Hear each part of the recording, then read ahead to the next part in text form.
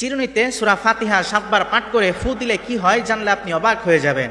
সম্মানিত প্রিয় ভাই ও বোনেরা, বর্তমান সময়ে অনেকেই চুল পড়া, মাথা ব্যথা, টেনশন আর মানসিক অস্থিরতা নিয়ে কষ্টে আছেন। কখনো কখনো দুশ্চিন্তা এতটাই বেড়ে যায় যে মনে শান্তি থাকে না, মাথাও ভারী লাগে। এমন অবস্থায় একজন মুমিনের জন্য সবচেয়ে বড় শক্তি হলো আল্লাহ তাআলার কাছে ফিরে যাওয়া এবং কোরআনের মাধ্যমে শিফা তালাশ করা।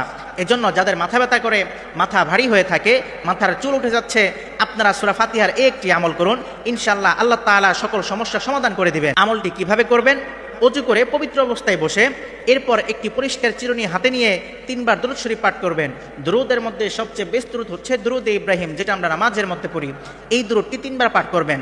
এরপর 7 বার সূরা ফাতিহা পাঠ করবেন। এরপর আবার 3 বার দুরূদ শরীফ পাঠ করবেন। এরপর চিরুনিতে ফু দিয়ে বিসমিল্লাহ বলে সেই চিরুনি দিয়ে আস্তে আস্তে চুল আঁচড়াবেন। ইনশাআল্লাহ মাথা থেকে অতিরিক্ত চুল পড়া বন্ধ হয়ে যাবে, মাথা ব্যথা, টেনশন দূর হয়ে যাবে, মাথার বিভিন্ন রোগ থেকে আল্লাহ তাআলা মুক্তিদান করবে।